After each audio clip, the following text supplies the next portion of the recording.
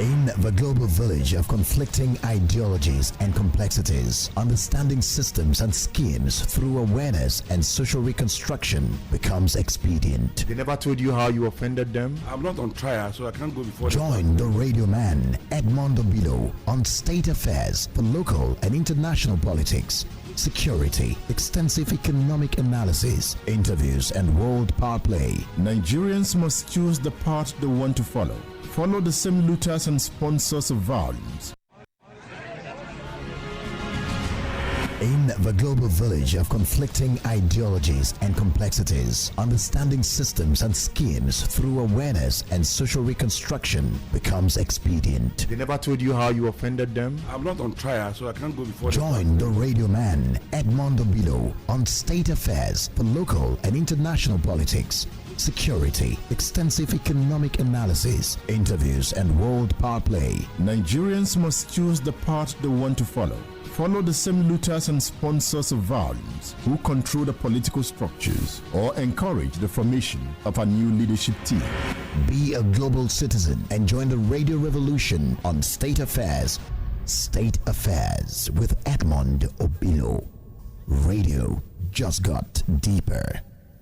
Here we go. State Affairs with Edmond Obilo is live. Stay tuned.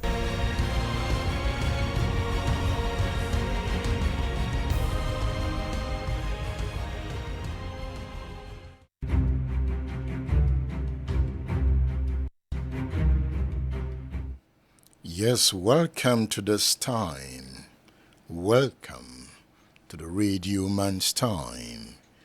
It's another time to look at political and historic issues on state affairs. I am broadcasting from State Affairs Studio here in Ibadan. Let me apologize for not turning up on Wednesday. I was on the road, so I couldn't find time to meet to the state affairs obligation. But however, I am back now. From next week, we'll be opening the studio officially, and we'll take off by releasing the schedule of the program. But I don't think much would change. We will be looking at broadcasting every Monday, Wednesday, Friday at 2 p.m. West African time. So welcome to radio, welcome to time, welcome to politics and power. I am Edmondo Bilo. So what is that big story that resonates with you? What are you following? How do you feel about Nigeria? How do you feel about global events? Are you following the Israeli-Palestinian conflict? That was the subject I treated on Monday. So if you missed that edition, you can go back and listen to it. It is on this page, and you would find that edition of the program on YouTube. So you can subscribe to my YouTube page by going on YouTube. Search for Edmondo Bilo. I'm on YouTube, and you would find every broadcast we have made in the studio on that YouTube account. So if you missed Monday's edition, where I took time to address the Israeli-Palestinian crisis, the focus was on the creation of the State of Israel. So you can go on YouTube, Edmondo Bilo's page, and listen to that edition. What do I intend to address today? I want to look at the issue of insecurity in Nigeria. And on the question of history, I want to go back to the Western region, the region that Obafemi Awolowo governed. And the focus here is the creation of the first television station in Africa. What was the politics behind it? How did it come about? Can we describe the politics that bettered the Western Nigerian television as a politics of development? We would be able to answer that question in the course of the program. The reason I say that history is vital in understanding the character of the state, so don't play with history. The renowned scholar and author of the book The End of History, I'm talking about Francis Fukuyama. He is also the author of the book The Origin of Political Power. I always recommend that book to anyone interested in history and power. He says in The End of History that the understanding of the functioning of institutions is connected to the knowledge of their origins and the forces that created them. This notion is critical in the resolution of the Nigerian question. Do we follow history? How often do we analyze history in order to bet a kind of future that is for sustainable development? Some have made the point that Nigeria's foundation was laid on the premise of suspicion, mistrust between the North and the South, and it always plays out. In the PDP, it played out in the last election. Some Southern political leaders disagreed with Atiku Abubakar becoming the presidential candidate of the party. Their argument was that Buhari, a Fulani man having done 8 years, it would not be fair for another Fulani man in the person of Atiku Abubakar to govern the country. So, the North-South divide played itself out in that argument.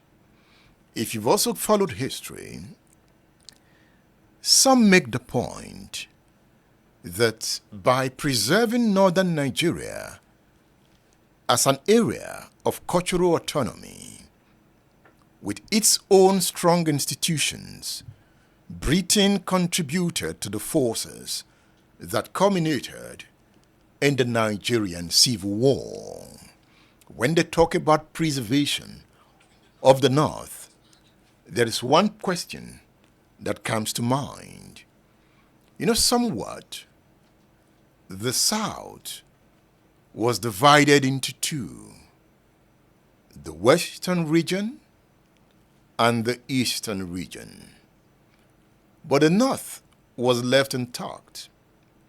So you had one big North who came to Parliament to dominate the divided South.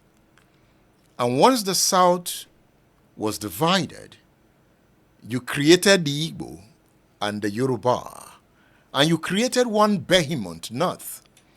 So in every discussion in Parliament, the North would dominate. Ordinarily, either Azikiwe or Nnamdi, Azikiwe or Obafemi Awolowo would have been in the best position to govern, considering their contribution to the independent movement. But the South was splitted into West and East.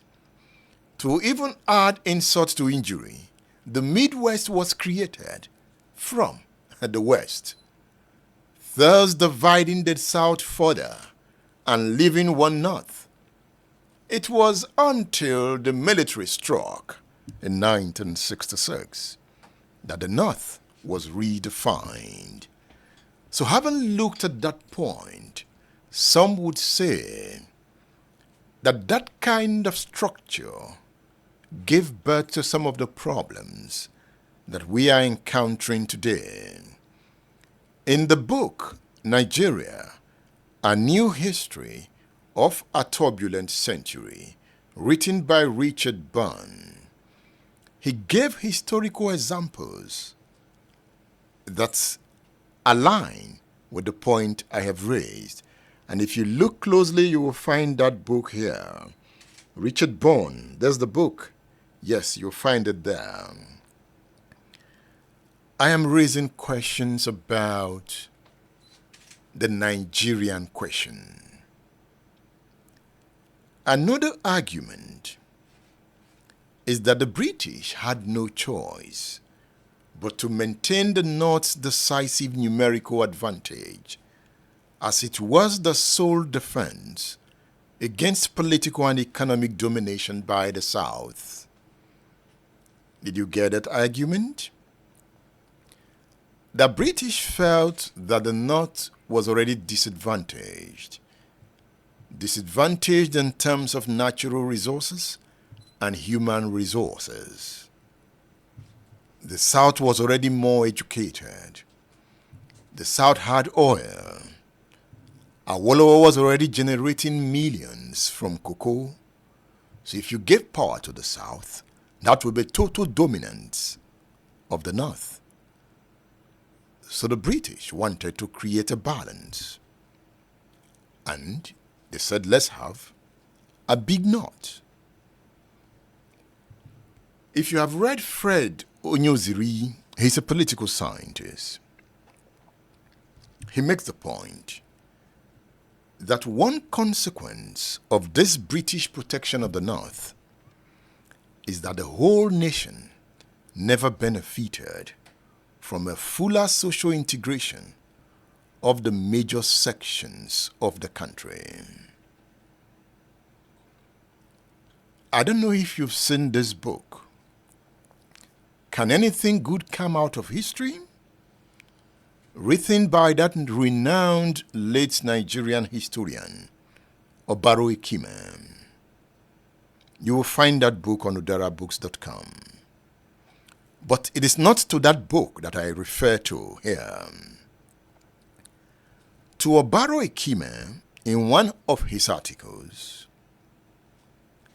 it says the 1939 British action that conferred on the North a favored status that was reflected in the independent constitution made the East and the West to become fierce competitors in national politics, a situation that the North exploited to a great advantage in the politics of decolonization. You know, one of the crises in the Western region was the plot by the North to exploit the rift between Ladoke Akintola and the Bafemi Awolowo. Ahmadu Bello and Tafawa Balewa were bent on ensuring that Awolowo was skimmed out of power in the Western region. The consequences was Operation Wettier, when thousands were killed, many were burnt alive in Yoruba land. The largest consequence was the first military coup on the 15th of January, 1966. And after that coup, there was a counter coup in July 1966. The fallout of the coups was the Nigerian Civil War. So the Civil War was a product of the politics of the elites of the First Republic. Are you with me? As we discuss this country, don't underrate the power of history. Still looking at the words of Obaro Ikime, this is a class of politics and power. At some point, I'll be bringing my young friend who just graduated from the Faculty of Law. We'll be reflecting on the issues of the time. So he'll be joining me soon. And I'm happy that you have joined me already. So, you can always leave your comment and you can call. The line to call is pinned to this post. That line you can find there on the post. On that line's WhatsApp, you can also buy some of the books I'm talking about in this broadcast. Hello. I can see Chuku Bikem Obidima. Thank you for joining the broadcast. Adetunji Adedeji. Thank you for joining the broadcast. Francis Uyomo. I'm happy you're here. Amobi Udogu. Thank you for being part of the broadcast. Yagazilum Elems says he loves the topic. Thank you. Pedro Layami Babawale. Yes, I wasn't here on Wednesday, and I've given reason why I wasn't here. But I'm here now. The idea of this studio is to even broadcast from Mondays to Friday every day. But I will graduate into that because I also have other activities I pursue. I'm a researcher, so I'm always on the field. I'm a documentarist. I'm always on the field shooting too. So there are times I can't be here. But we want to do it in such a way that even when I'm not here, I must have recorded a program that we can stream at that time. And we are getting to that point so that the program will be regular. And there are times I will also travel out of the country. What happens? We will sort that out as we go. So you can also invite your friends, tell them to come, that the Radio Man is streaming. We are working down history lane. Ayo, let's look at Paulaniwa Ajayi. When we were, he talks about the North. Sir Olaniwa Ajayi wrote this book. I have made this point that if you want to see analysis and document of events before Nigeria's independence, the book to go to is Nigeria, Africa's Failed Asset. Can you see this book? I'll talk more about this book. So now, before Saolaniwo Ajayi died, I interviewed him. He's the author of this book. I think Baba died at the age of 90. He was an Aoist, a great scholar, a super lawyer. When you say an intellectual, Paulaniwa Ajayi was an intellectual. And one of my dreams as a journalist was to interview him before his death. And that day I had the opportunity to travel to Ijebu-Ode to meet him in his house. At that age, he was able to articulate his points. So, he comes in here. Let's listen to Olaniwo Ajayi talking about the North.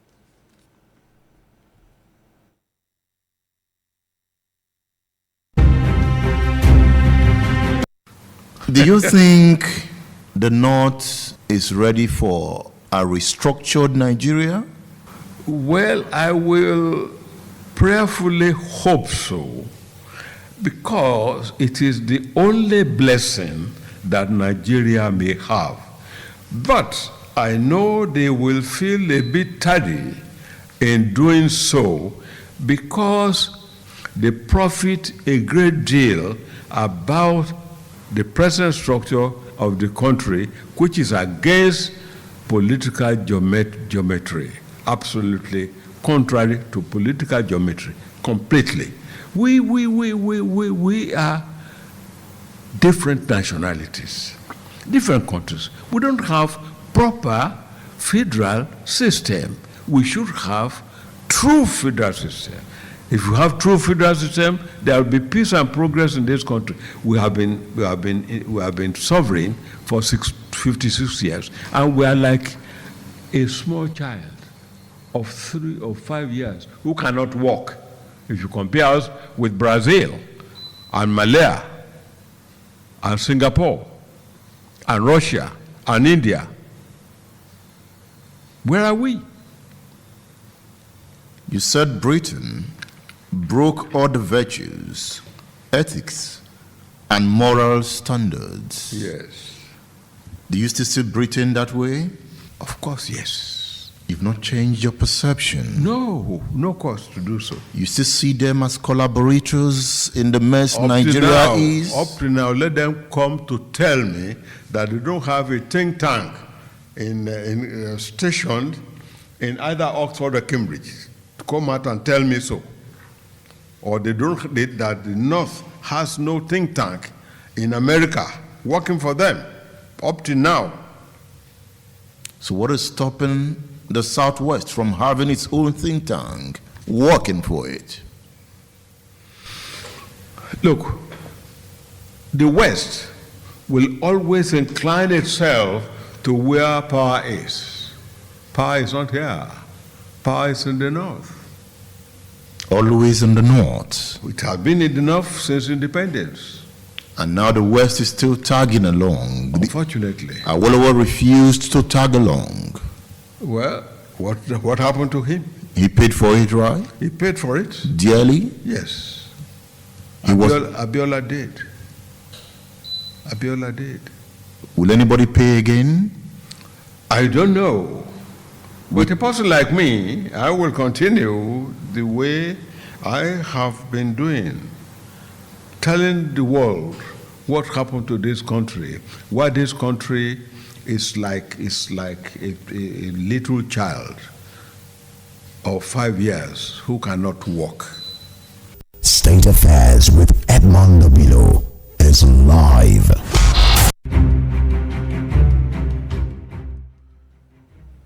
Yes, that's Sao Laniwo Ajayi. I had that interview with him in 2016.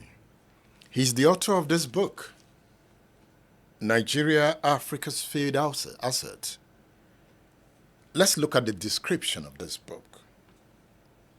It's a thoughtful, well-researched and revealing account of the behind-the-scenes moves that led to the creation of Africa's most populous nation. The book talks about the shaky foundation on which Nigeria is planted in reckless disregard of the settled principles of federalism, leading inevitably to the quagmire in which Nigeria finds itself. The book also analyzes how Nigeria has fared in view of the enormous resources at her disposal. Comparing Nigeria with similar countries, the book comes to an almost irresistible answer that Nigeria is fast racing to the bottom, while others are pushing up. All hope may not be lost after all, as the book offers a permanent solution to the insolvable problems plaguing the Nigerian state. Nigeria, Africa's failed asset, is simply an unputdownable historical source book. Get a copy on udarabooks.com. You can also purchase a copy on the number pinned to the stream. You can also contact me on WhatsApp on 080 18449. If you are interested in getting a copy of this book, we have about 7 copies left. You can contact me on 080 18449, or you WhatsApp the number pinned to this streaming and you would get your copies. Or you can go on udarabooks.com and get one. I am looking at the Nigerian Question. Are you with me? You can also call. I want to hear from you. So you can call the line pinned to this post. You can call the line pinned to this post, and I am ready to pick your call. I want to know what you think. It's a class. We are all learners in this class. In this class of politics and power, we learn and unlearn. We discuss history. We discuss power. Next week, I'm going to have 3 guests that will be coming.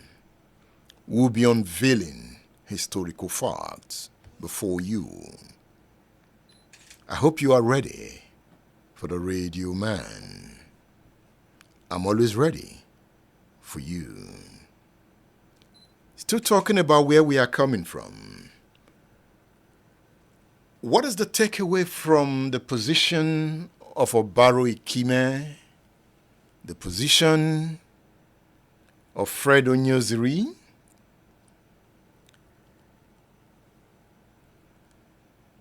It is that this restructuring of the Nigerian state is a task that must be done. You know, at the moment, we are all engrossed in the discussion of Tinubu's certificate. So we are not paying attention to other issues. The height of insecurity in the north is unpalatable. We are not paying attention because at the moment everyone is still looking at election matters.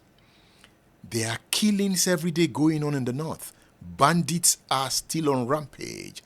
Communities are still being massacred in Kaduna. In Sokoto, Katsina, Niger State, there's bloodletting on an infernal scale. In the southeast of Nigeria, unknown gunmen are still on rampage. At some point, I feel, you see, after the Supreme Court comes out with a decision, Nigeria will unravel further. We might be saying, oh, Tinubu is there now, he's a Yoruba man. You know, under Buhari, it was the Fulani question. The Fulani question is still alive.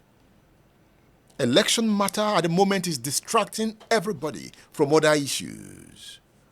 But I'm saying, as a historical analyst, a political analyst, as you dwell on the Tinubu, Peter Obi, Atiku Abubakar election cases at the Supreme Court, look with the side of your eyes.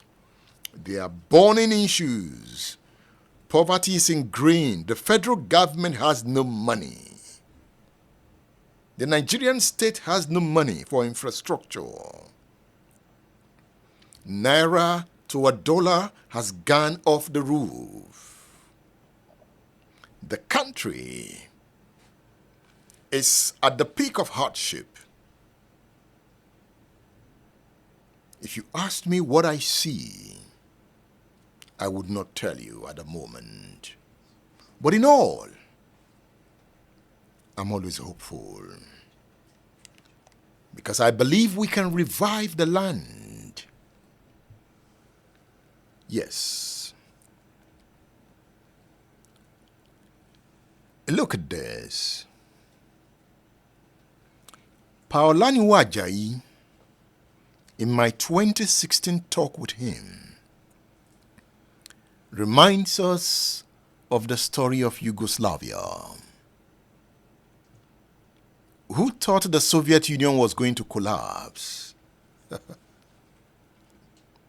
Who thought that Yugoslavia was going to collapse? Who thought that Czechoslovakia was going to break up? Saolani Wajayi, the author of the book Nigeria, Africa's Failed Asset, reminds us of Yugoslavia.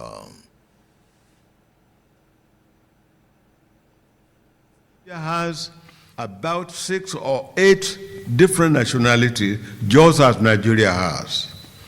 And Yugoslavian people have been clamoring for self-determination, each nation in Yugoslavia.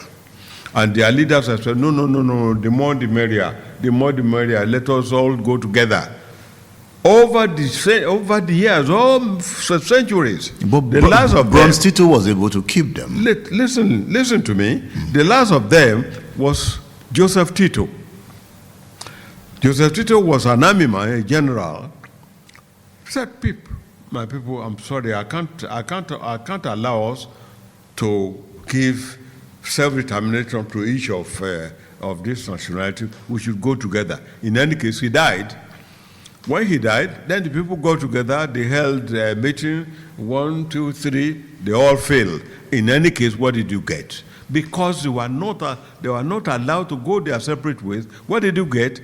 Since 1989, they started to kill one another, and they killed one another for 10 years. The last of their leaders was arrested about 3 or 4 years ago. That was the last one. He's now undergoing trial in Hague. So that is the sort of thing we are trying to avoid. Nigeria is not a country. Nigeria consists of so many nations, leading nations. The sea geopolitical zone, let them go in their separate ways. You will see marvelously rapid development. Look at Czechoslovakia. And, Czechoslovakia was like Yugoslavia. Czechoslovakia consisted of Czechs and Slovaks. They were together for centuries. But Slovaks never liked the union for a long time. So they wanted to pull out. So they went to their parliament and passed a resolution that they should get out of the union. Then they went out and prevailed on the Czechs to pass similar resolutions. And the Czechs agreed. The Czechs passed similar resolution, and then they called a meeting of both sides. Then they shook each other's hand, Slovaks and Czechs, and everybody, each went its way. So Czechs is very happy, making progress. Slovak, well, not unhappy, because they are not as wealthy, as good, as rich as the Czechs. But they too, they are managing their affairs, they are carrying on, except corruption is there. Are you saying we should not take for granted the recent agitation by some young men in the eastern part of the country, the Nnamdi Kanus of this world? Look, if I were in charge in this country, I will call them to a table. Affairs with Edmond Obilo is live. Stay tuned. Yes, that is Paulani Ajayi discussing with me in 2016. He was an Awolowo man, those that were part of the inner circle of Awolowo. He died 2 years after that interview at the age of 91 or 92. And he left about 3 quality books for us to read. There's this book he wrote, that this house of Oduduwa must not fall. I don't know if you've read that book. This house of Oduduwa must not fall. You will find that book on udarabooks.com. Remember, udarabooks.com is our platform. State Affairs and Udara Books are one. Udara Books, State Affairs, Edmond Obilo are one. So we created that store to give access to members of this class to have books if they can afford them. So you can go on the store. We have more than 300 titles on politics and history on the store. You can go on the store at your own time, buy any of the books, and we will send them to you. And for those who cannot afford books, we are also trying to create a resource center here where you have the studio, where we can admit not more than 10 persons at a time.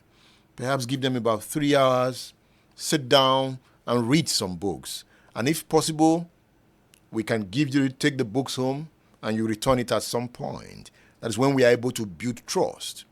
That when you take the book home, you will bring it back for somebody else to come, read, take it, something like a library, so that we can resuscitate the library system. Reading opens the mind. Don't allow anybody to tell you any other thing. The West developed on the basis of enlightenment, on the basis of research, on the basis of knowledge economy.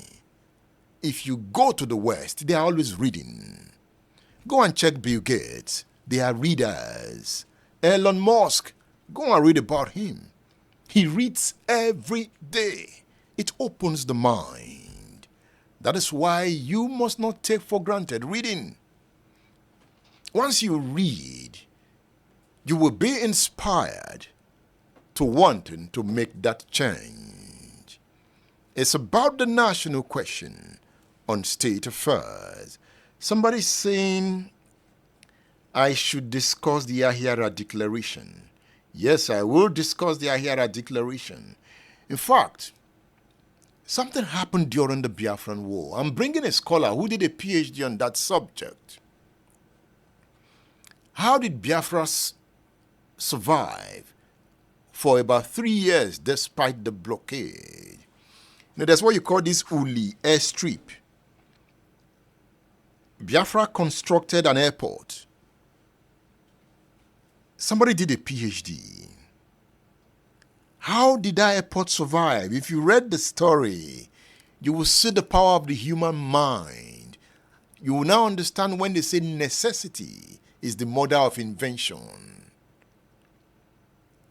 How did Biafra construct armored vehicles to confront Western armored cars? Have you read about Obunigwe? Why did Nigeria abandon Biafran science at the end of the war? And to this moment, what were created during the Biafran war, we cannot create after more than 30 years. You know what war does to country? War opens a country to development because necessity is the mother of invention. During war, you will now discover new science. So after the war, you will perfect them. After the First World War, Germany was defeated. The First World War was fought from 1914 to 1918. Germany was defeated. The world placed sanction on Germany through the League of Nations. But you know what Germany did? After that defeat, it took Germany about 20 years to sit back. They began to modernize their weaponry because they believed that the defeat was because their weapons were weak and they were humiliated. Someday I will tell you the story, how the world humiliated Germany after the war. But they sat back quietly and modernized. After the war, the First World War, America realized that it had the opportunity to become a world power. That war triggered new invention in America. What did the war bring to Nigeria? No invention. And you would blame the North for not thinking clearly. Yes, Biafra was defeated. But if you had visionary leadership, the visionary leader would say, okay, what can we take away from the brilliance of the Biafrans, from the science of Biafra? Because obviously Nigeria had no science at that time. The Nigerian army was supplied with weapons from the West. Russia gave Nigeria a weapon, and Nigeria had oil money to buy weapons from Britain. So it had the weapons to fight. Biafra had no weapons. So they needed to create their own weapons to fight. We abandoned that science. And that is why at some point we will look at the Igbo question, the Yoruba question, the Fulani question. We must provide answers. That is why this is a class of politics and power. Nigeria's failure to resolve the national question led to the Civil War in 1967. That the Civil War occurred was a response to the adverse effect of divisive actions. The resolution of the crisis of the war was supposed to have been the motivation for a new country devoid of the traditional centrifugal forces that almost decimated it. But that was not to be. My professor, Adigun Agbaje, is of the view that war destroys, but it also renews and constructs. Are you getting the point? So Professor Agbaje, assessing the aftermath of the Nigerian Civil War, concludes that in terms of the war state nexus, the aftermath of the Civil War is a litany in contradictions, a set of paradoxes. He says the war changed everything but nothing. It marked a turning point to nowhere. Hey, are you there? Can somebody call me? Can somebody call? I want to talk to you. Somebody is saying here, I saw that message. I saw that. Are you sharing this broadcast? You know, most of my fans are not sharing my broadcast enough. I don't understand why. But when I go on their pages, I see funny videos. I don't know. What do you want? You say you like the class. You are not sharing the broadcast. I don't understand why. But you are sharing funny videos. We are providing a class for learning politics and power. And that is why I appreciate what Akun Onye Umoba is saying here. He says, pay your lecture fees through the share of this program. That is the best you can do for me at this time. Hello. Yeah, good afternoon from Germany. My name is Richard. Yes, Mr. Richard. Happy to hear your voice. Yeah, Mr. Bilo, Edmondo Bilo, you are doing a great job. Thank you. Always, whenever I have time, always listen to your program. Very insightful, very, very educational or educative. You know one thing about we black people, we refuse to learn, and that's why we are in a very troubled waters. The whole Africa, mostly Nigeria, where we're coming from. I believe here in Germany now, almost 32 years. And what is happening in Nigeria is very depressing. Like the record he played from that, our late brother, you know, the man spoke the truth. He gave instances with Yugoslavia. I was here when the Yugoslavia war, the last Yugoslavia was fought. I witnessed it here. There is no way you can force people, different nationalities. You force them to be together at a gunpoint without any consent, without any agreement. It's not going to. The union is not going to last. We have different nationalities in Nigeria, and unless we come together and agree on the terms and conditions to live together in this country, we are going to make no progress. Nigeria is going to make no progress because it's not just like a marriage between a man and a woman. If they do not agree to live together, there's nothing you can do about the marriage. The marriage will always go sour until our leaders tell themselves the truth. How are we going to live in this country? At what terms and conditions? And it will be signed, agreed and signed. Otherwise, the whole Nigerian question will be very, very, very difficult to answer. Even the Britain that colonized us. I lived in the Britain for almost 5 years too. If you go to Wales, they are different people. They have their own parliament. Scotland has their own parliament, and even Scottish pounds is different from English pounds. Quite different. There's nothing like monarchy on their banknotes. The police is different. Everything there is different. Maybe what they have together is a passport. When they play football, there's the Scottish national team, North Ireland national team, Wales national team, English national team, and yet they are in one United Kingdom. That is what is called people who agree to live together, even though now that Scotland is even trying to also do their own second referendum and move away from England. Thank you. But they're still a country, but different nationalities. Unless we go that way, Nigeria is going nowhere. Thank you, my brother. God bless you from here. Bye-bye. Thank you for joining the discourse. He has spoken. I would like to hear from you too. You can call on WhatsApp from wherever you are. He called from Germany. To stop learning is to be old. Wisdom comes from knowledge. Reading is gaining knowledge. Reading is learning. And to stop learning is to be old. I have never thought of retiring.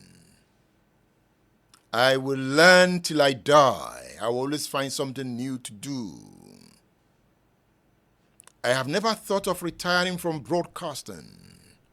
As far as the body can take me, I will go. Because the essence is the broadcasting offers me the opportunity to keep learning.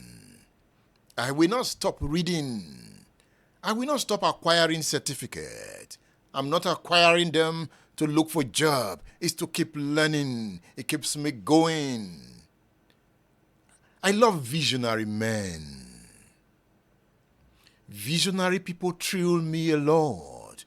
And it's only visionary men that build great societies. Nigeria is not governed by visionary leaders. The reason poverty is on the rise. It is also connected to the Nigerian question. Hello. The radio man is here. This is my radio. We are exposed to servitude as we experience mass atrocities against the population done in the name of ethnicity, religion, and terrorism. We produce in increasing number citizens rooted in their own cultural and religious heritages, but remain utterly opposed to reason. They don't see beyond their biases that make a land flowing with milk and honey despondent. Stooping to this tendency is the avoidance of the enlightenment required for development. Now, I want to give you one of the consequences of Nigerian politics, especially as it has to do with the north of Nigeria. The north. You know, the north has governed Nigeria more than other regions. Yet, the north is the zone of poverty and violence. Have you asked why?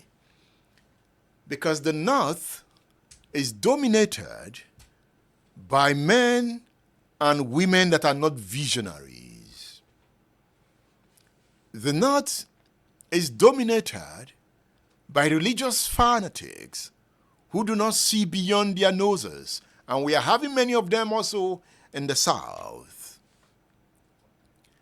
Let's look at the consequences of the thinking of the north over the years. Boko Haram is one of the consequences. Yes, Boko Haram. But what triggered Boko Haram? So Ayo, I want us to look for pictures of Almajiris in the north. One of the consequences of the politics of the north is Almajiri. So, I want to look at the Almajiri problem. A fear for Boko Haram terrorism in Nigeria. Boko Haram is a function of Nigerian politics. Yes. Nigeria has been grappling with persistent challenge of Boko Haram terrorism, causing immense devastation and posing a grave threat to national security. Why there are various factors contributing to the rise of this extremist group, one critical issue that cannot be overlooked is the Almajiri problem.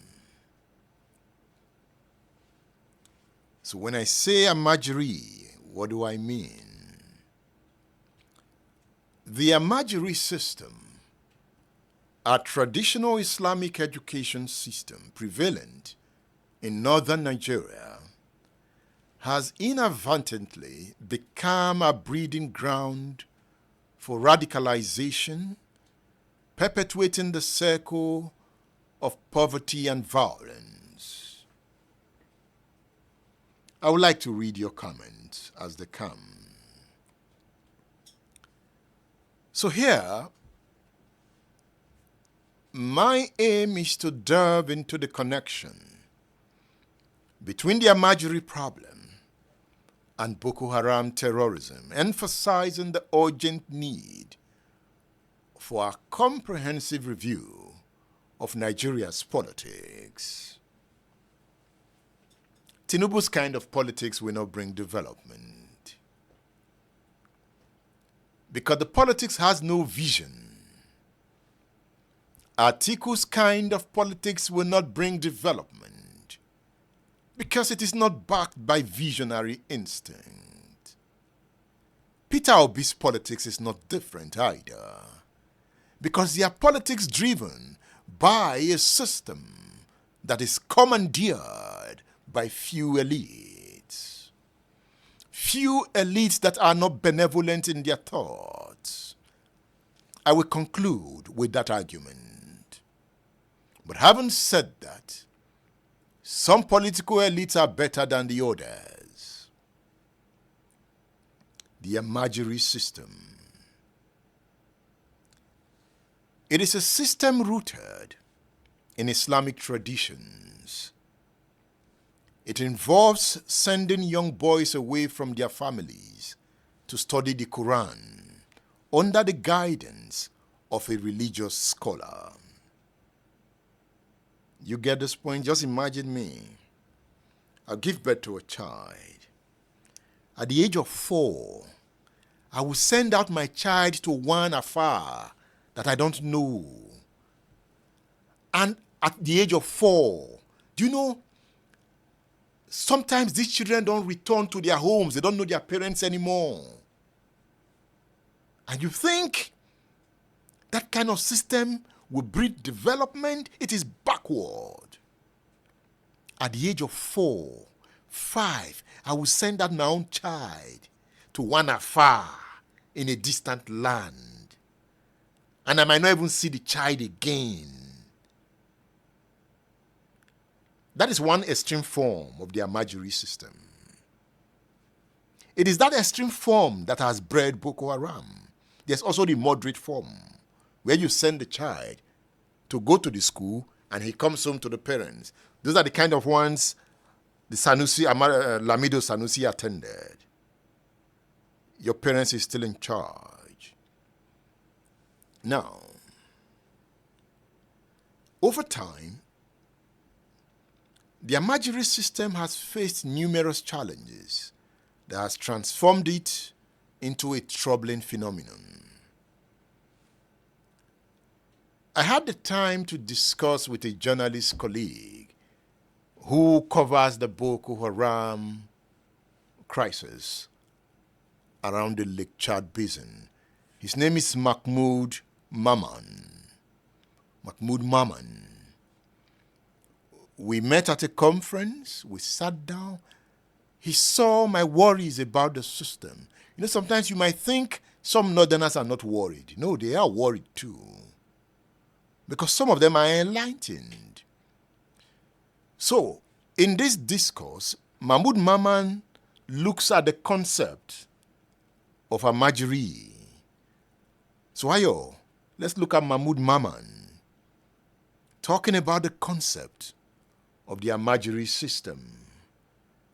And we will take it up from there. Remember, I would like to get your comment. Please share the broadcast. I am lamenting you are not sharing the broadcast. I don't understand why. Why are you not sharing the broadcast? Huh? All right, let's go. Mahmoud Maman. The question of the Almajiri. Who is an Almajiri? The term Almajiri is an Arabic word meaning Al-Muhajirun.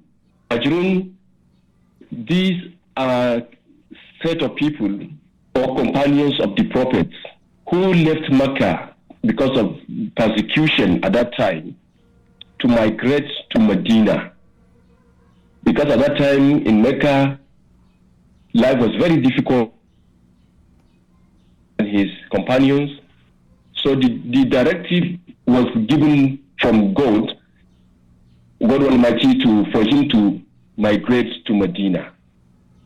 So at that time, the people in Mecca gave a condition that whoever wants to go with the prophet should not carry anything, whether his family members, wealth, whatever. If you agree with this condition, then you can follow the prophet. So people sacrifice everything they have in the name of God Almighty and follow the prophet. So this category of people were called in Islamic context al-Muhajirun. Those who sacrifice their comfort, their wealth, their families in the name of God Almighty.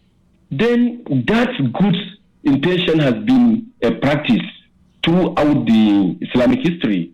Whenever somebody was saying leaves his comfort zone in search of knowledge, so it's also called al-Muhajirun, because the aim is the same thing. They left Mecca because of persecution, but in his own case, it's not because of persecution, but also in the name of God to go and seek knowledge. So whoever leaves his comfort zone in search of knowledge is called al-Muhajirun. Then later, al-Muhajirun became Almajiri, those children who we are seeing on the streets of northern Nigeria, roaming around. Gradually, the word was not abused because historically, almost everyone in particularly Borno State has attended Almajiri school. Even Mahmoud was an Of Almajiri. course, Mahmoud attended Almajiri school. Tijani, who is speaking, has attended Almajiri school. The governor, Babagana Umar Zulum, attended Almajiri school. He is still proud to be called Almajiri. Kashim Shetima, the presidential vice candidate for Bola Ahmed Tinubu, attended Almajiri school. So everyone attended that school. How come you came out differently? Good. That's where I wanted to take us to. And that brought the question of abuse. At that time, parents of those generations did not abuse the goal and objective of the Almajiris. There are two sets of Almajiris. Those who go to school, the Almajiri school, in the morning or evening, study in the school and come back to sleep in their parents' homes. And there are those who were taken to far places. Then their parents comes once in a while or in a specific time, which is known to the Malam and also the parent that in social time they must come and check their children. And there are public breaks, like during Ramadan, 1 month of the fasting month, and during the Eid Kabir, students also do go back to their various homes, various communities to spend those holidays with their parents. It's just like a boarding school and come back during the agreed time. So the connection between parents and their children is intact. As time goes on, that has been abused, where we have witnessed the influx of not only indigenous of Borno State, we have started receiving big number of the Almajiris from various states in the northern Nigeria, because Borno is known as a bank of Islamic knowledge in the West Africa. So those are categories of people who have started abusing the good intention. They started bringing their children from Kano, Jigawa, Sokoto, Zamfara, and they start abandoning these children. And not only in Nigeria, like I said, Borno shares borders with 3 different countries: Niger, Republic, Chad, and Cameroon. So they also bring their own kids to Maiduguri, all in the name of Almajiri. Then there is no any consultation, there is no any visit, and the Malan cannot take care of them because he has no financial muscle to take care of 2,000 children. So then they now use that Almajiris to go and clear a very big farmland. The Malan doesn't bother too much whether the parents do come or not, because to him it's also another opportunity. So he can now clear a very big farmland. He can take them to the farm and they can farm for him. He can now have what to eat and what to sell. Gradually, these children have no place to sleep, have no food to eat, have no any access to health care. So gradually, if they start becoming, as they are growing up, they started going into different business skills, and in the process, anything can happen. State Affairs with Edmond Nobilo is live. Stay tuned. Yes, that is Mahmoud Maman, a journalist covering Boko Haram in the Lake Chad Basin. Alhaji Obadura Abdusalam says, hello, Radio Man. Continue with your great work. Almighty God will continue to increase you in knowledge and wisdom. Thank you. I appreciate you. But again, let me also make this point about sharing posts like this. Because I get a lot of messages. Hey, you are doing well. You are doing that. Thank you. I appreciate it. But if you watch the social media space, knowledge programs are being crowded out by comedies, by sensational stories. And I notice people enjoy those sensational stories a lot. And they find it so easy to share them. Yes, I'm not saying we shouldn't laugh. But we cannot build a purposeful society on the basis of those sensations alone. They are crowding out knowledge-based programs. And our children will pay for it. The future will pay for it. So when you listen to programs like this, sometimes, yes, it might not favor you. Me, I'm an open-minded person. There are times somebody's argument, I don't agree with the argument. But I'll say, but that is a sound argument. You don't necessarily have to agree. But I will not say, but this is a sound argument. I'm calling on you. You will see a sensational program about sex. The person has 1 million views. I said, what's going on? And I will go look at my own program. I have done research. I've done everything. I thought I would be seeing just 5,000 views. I said, okay, Nigerians don't really know what they want. Perhaps they are getting the kind of system they want. You know, if people get the kind of government they deserve. And every day I'm getting the point that Nigerians don't even know what they want. They don't know what they want. Some persons will come meet me, asking me for money, big money. I say, where do you expect me to get this money? But I interview politicians now. I said, okay, so what are you thinking? That I'm collecting money from the politicians, right? So you want to come and collect your share. And then you also send me a message that, thank you, you are tackling them. I like the way you insult them. I said, I don't insult them. I said, okay, can you see the contradiction? You like the way I tackle them. And you expect that after tackling them, they will not pay me for tackling them. You see the kind of selfish mindset I see in people. And that now taught me a lesson. Guy, you need to re-strategize. You need to bring up some young persons. There's work to be done. Nigerians celebrate their oppressors. I'm making this point that programs like this are not flying. I wonder why. And it's our responsibility. Now I can see about 86 persons listening. Let me now change this topic to sex. I can tell you I will bring on about 1,000 persons listening. And this is a country that is bedeviled by poverty, violence. Let me change this topic to hype. Let me begin to hype people. You will see that the viewership would rise. Oh, let me say I want to give away now. Let me do giveaway. I'm telling you now, once I start a giveaway, I can get about 5,000 views. It already tells me the mindset of Nigerians. That is a people suffering from mental poverty. They cannot withstand intellectual discourse. They can't withstand intellectual discourse. Yet they want to pull themselves out of poverty. Tell your friends what I have just said. And I will repeat it on radio again on Saturday. That Nigerians don't really know what they want. But I know some know what they want. And I will continue to appreciate them. I'll continue to say hello to them. I'll continue to also encourage those who have this misconception. Yes, we need comedy, no doubt. Sometimes we need to laugh. I laugh too. But I'm saying sensational programs are crowding out knowledge program. So there is a fight to bring in knowledge program into the social media. And from sharing programs like this, that battle will be taken to different pages.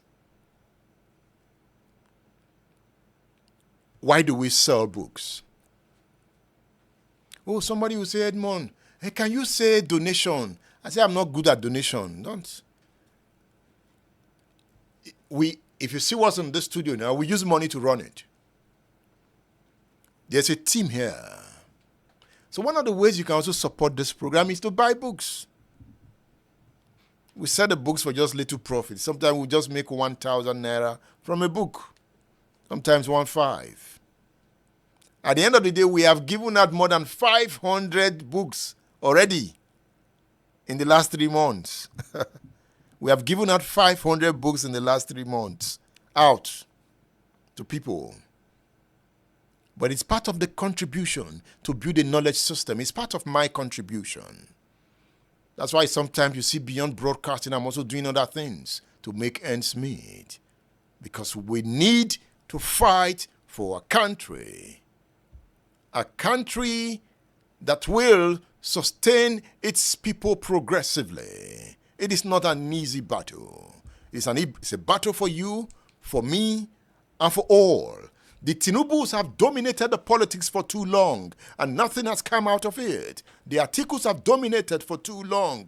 Nothing has come out of it. We need new leadership. There is poverty everywhere.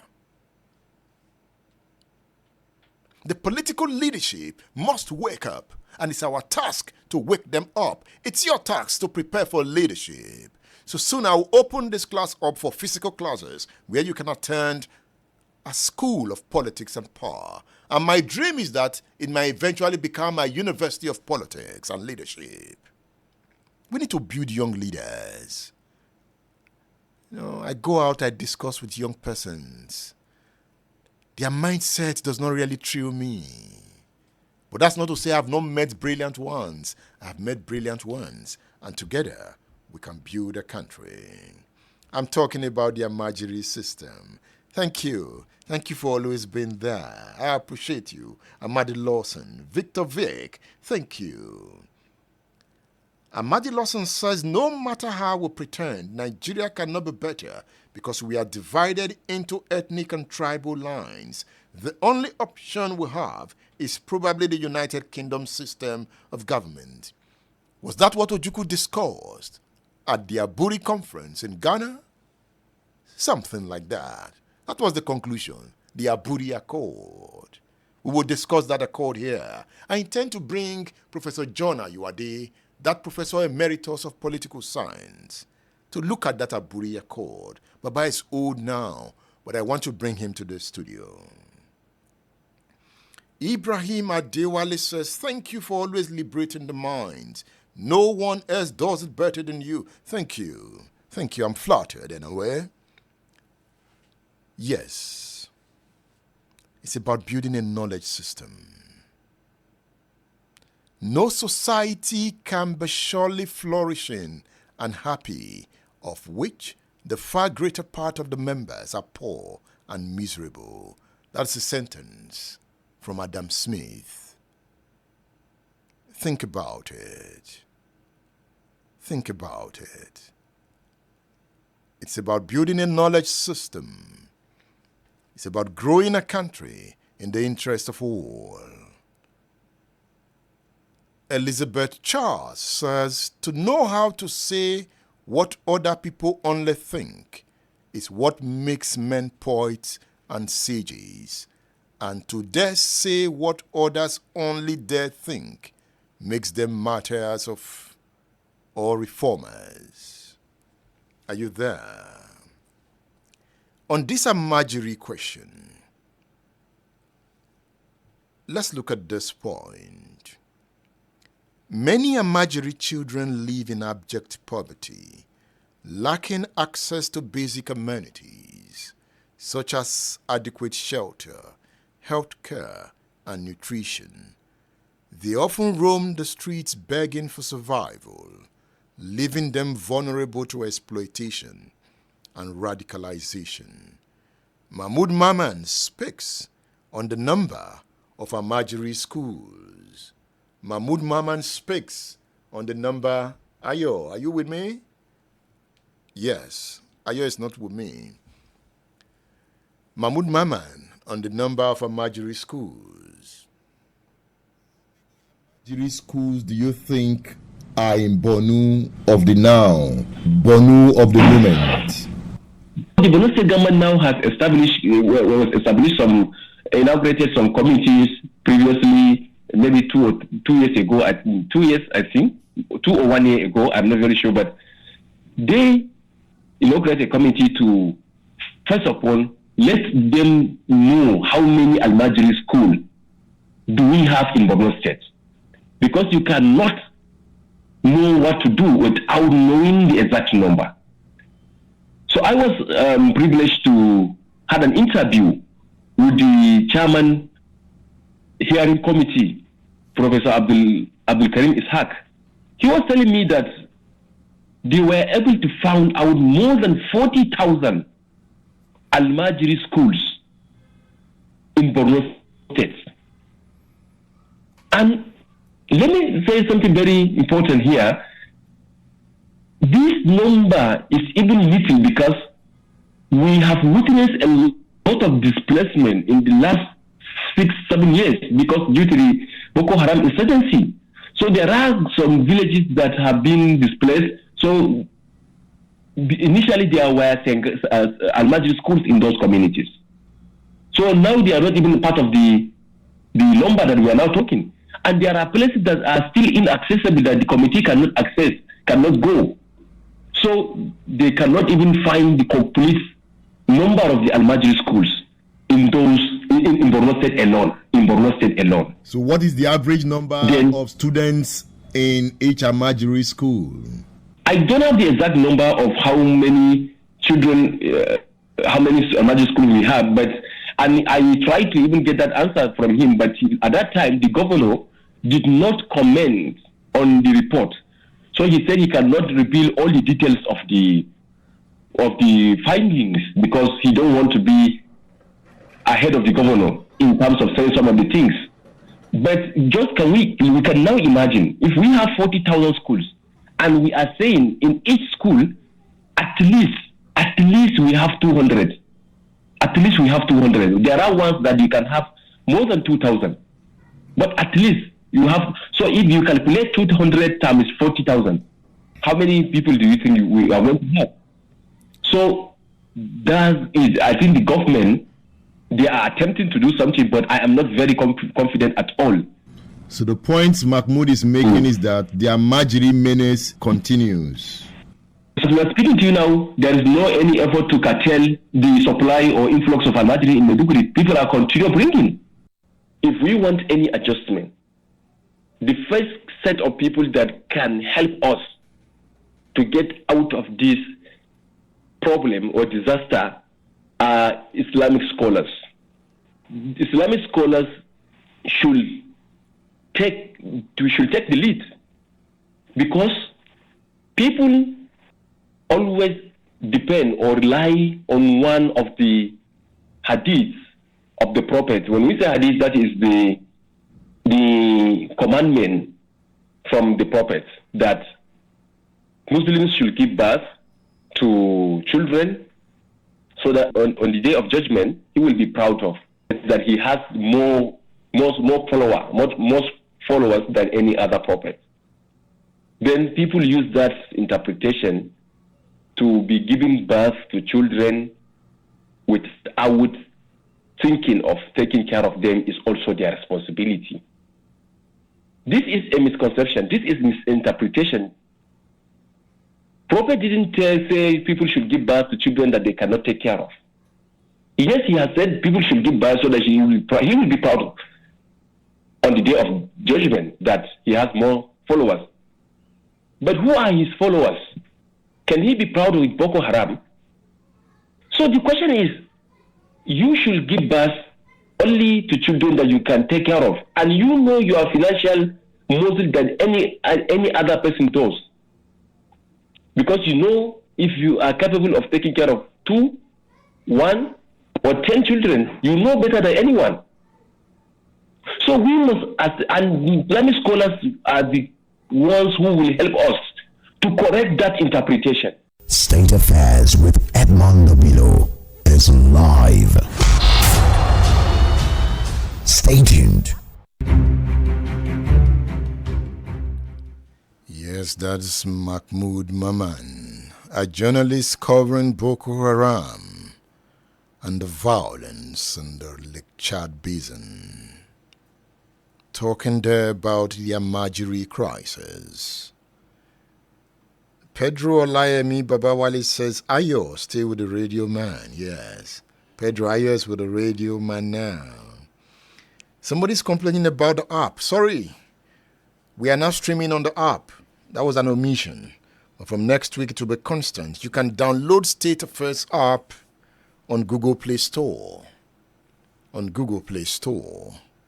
If you are using Android, if you're using iPhone, iPad, you can download State Affairs app on Apple Store. And you can listen to the program anytime we are on. We are on here 2 p.m. West African time on Monday, Wednesday, and Friday.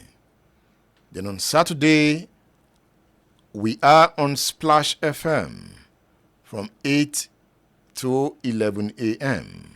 West African time. That's tomorrow.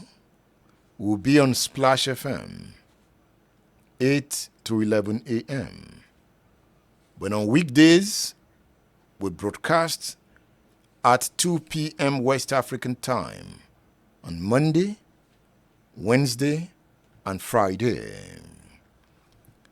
The Almajiri problem in Nigeria has become a tragic reality, perpetuating poverty, marginalization, and vulnerability among countless children. As long as this problem persists, it will continue to fear the rise of Boko Haram terrorism, threatening the stability, peace, and progress of Nigeria. By addressing the Almajiri system through comprehensive reforms, investing in education, and prioritizing social welfare, we will be working towards a safer and more prosperous Nigeria. I have my friend with me in the studio. Peace, Abiodun. It's good to have you on State Affairs. It's good to be here. Thank you very much, sir. How are you? I'm fine. Yes, how was it studying law? It was a roller coaster, different experiences.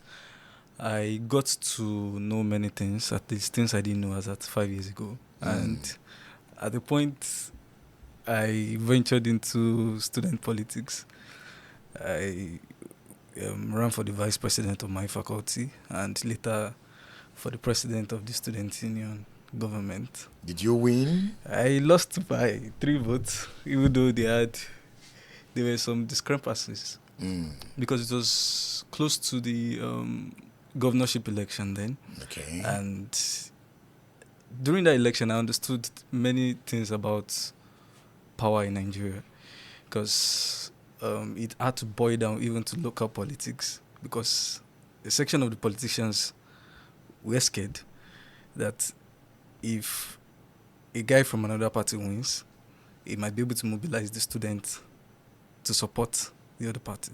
So, and there were just many events that happened, and eventually I lost the election. So it opened your eyes to the intricacies of politics. Yes, it did. And those were lessons that will benefit you for the future. Yes, exactly. What spurred you to want to run for the leadership of the university?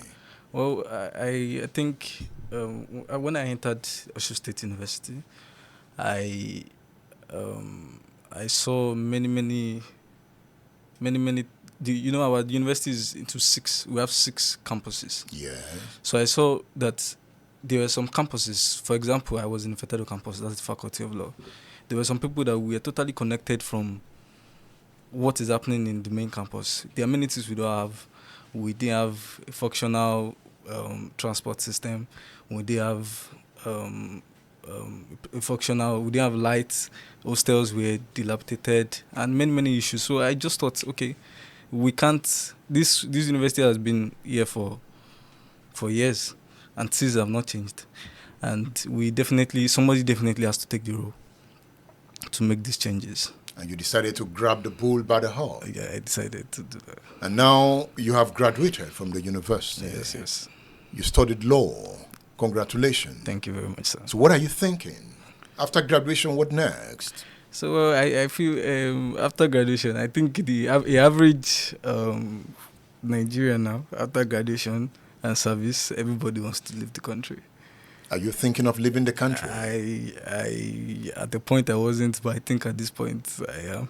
Why did you change your mind? Because the country gets worse each day. So who will change it? Who will fix the country? We would go and watch how other nations did their own. We'll come back to change. Do you have to go there? If we keep staying here in this country, this country has killed a lot of dreams. You can, if you keep staying here in this country, the backwardness of this country might in one way affect you. You won't even be able to change what you want to change.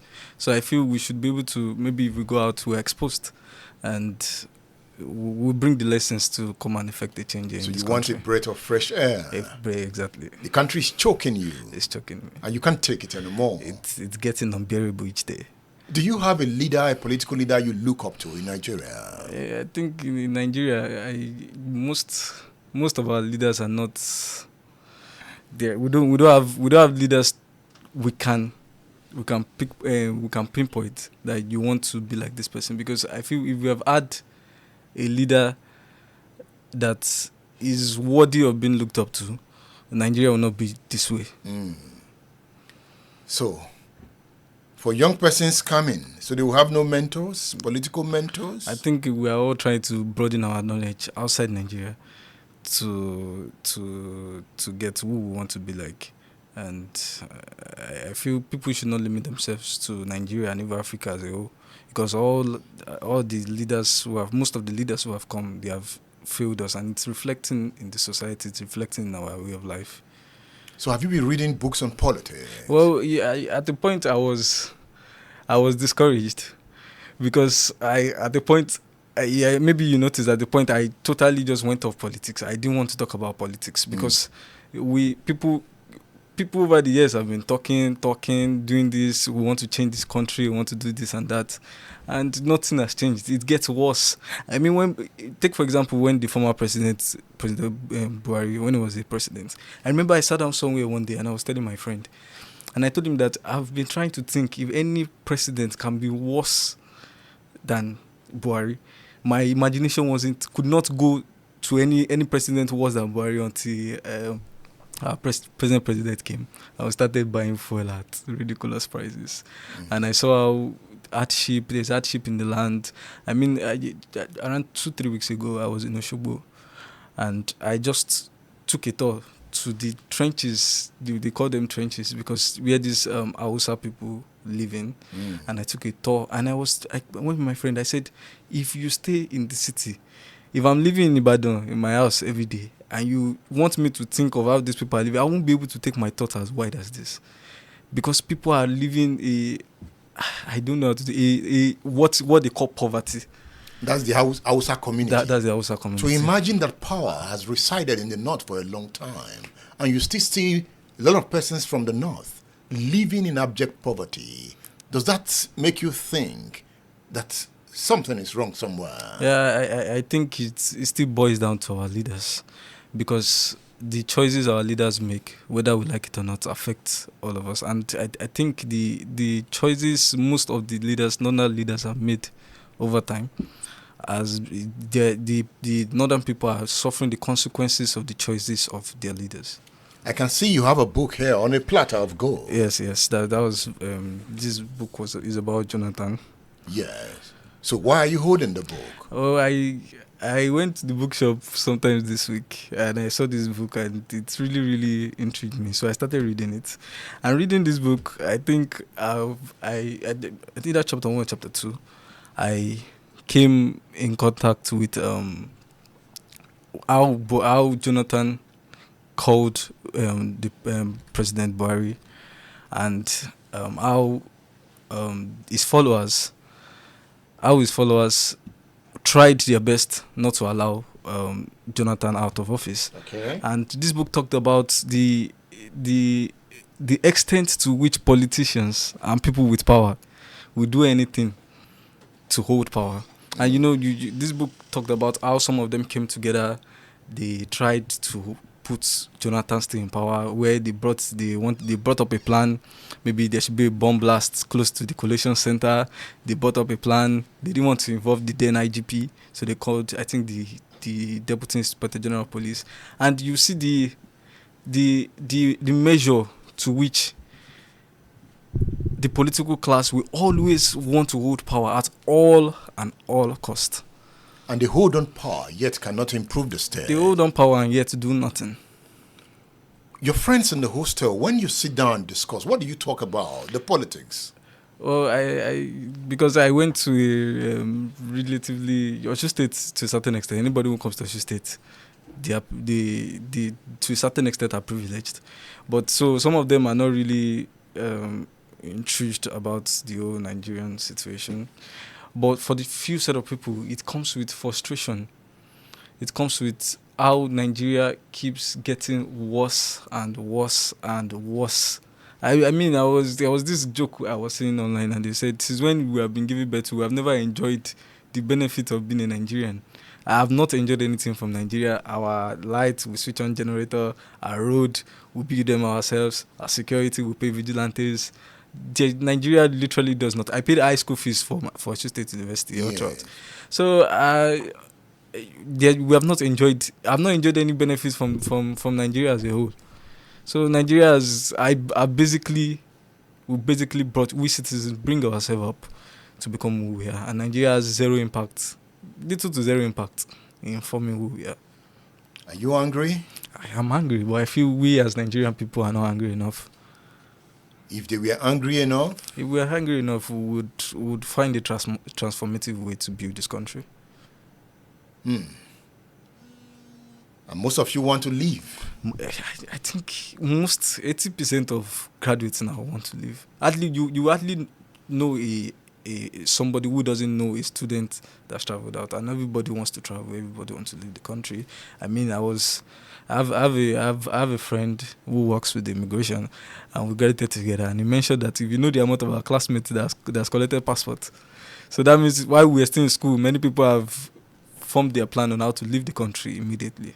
And we even know, even till now, people see the way the country is iterating. Even the law that we did, that we came in so happy, you want to be a lawyer, and you see before you finish, you have lost all your interest. You have lost, because we see lawyers, we see people who have graduated, and you are not intrigued.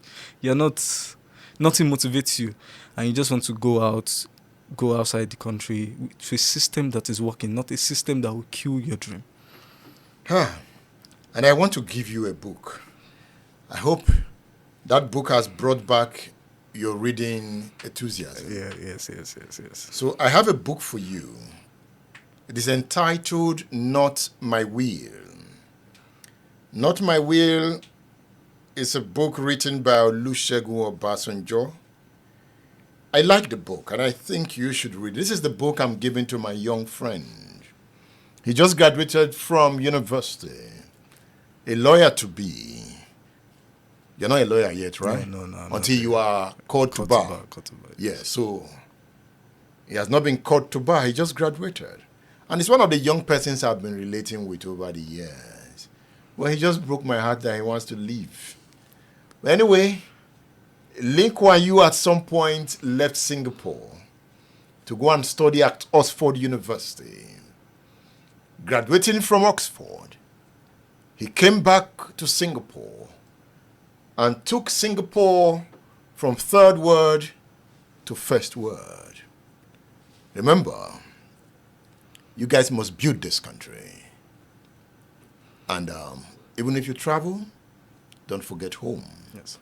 But the moment you are still home, you'll be with us for some time. Yes. Perhaps you'll change your mind at some point. So Not My Will is for you. Thank you very much, sir. Thank you for visiting the studio.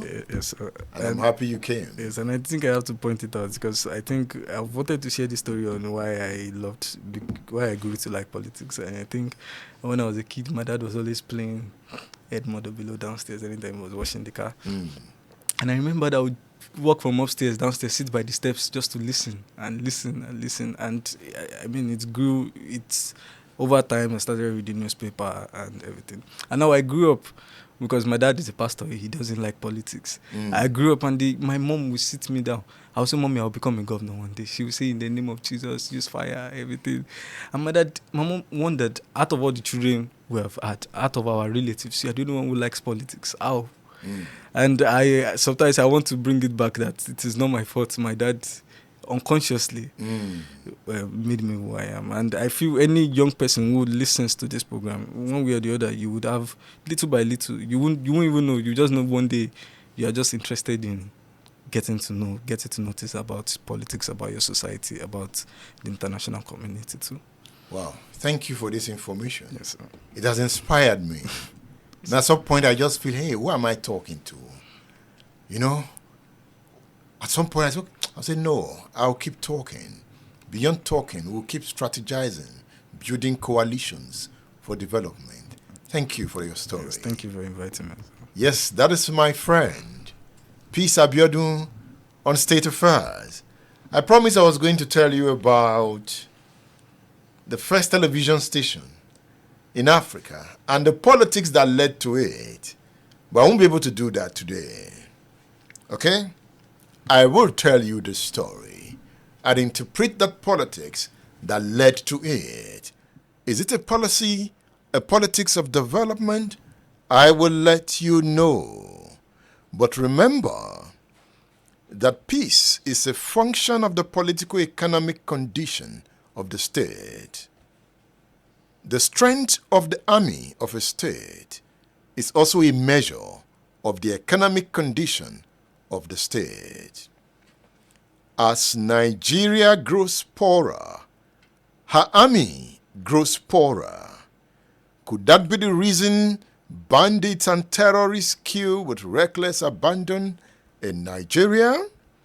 Now let me leave you with this point and take it home. Reminisce on it.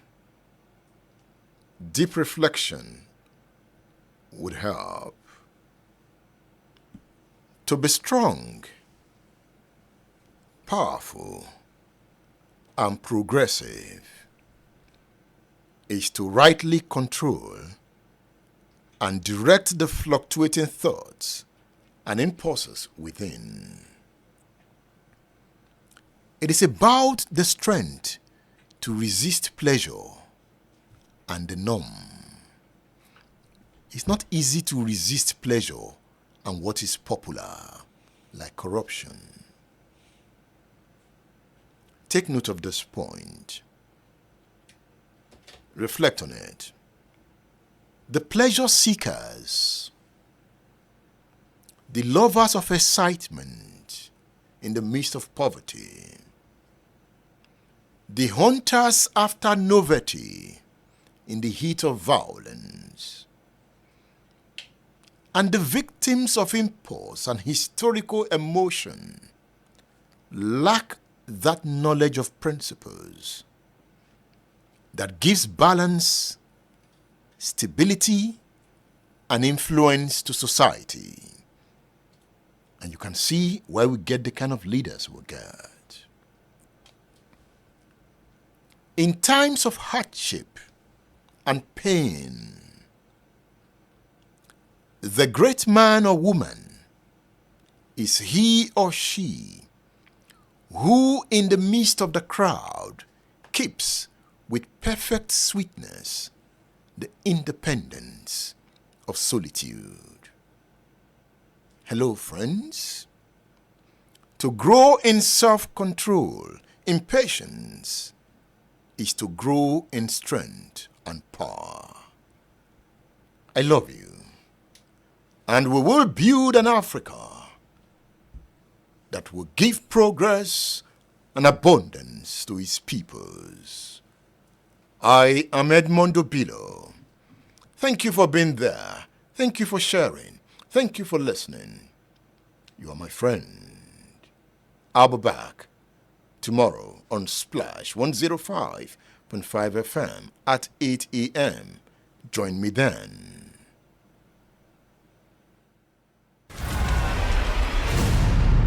State Affairs with Edmondo Bilo is live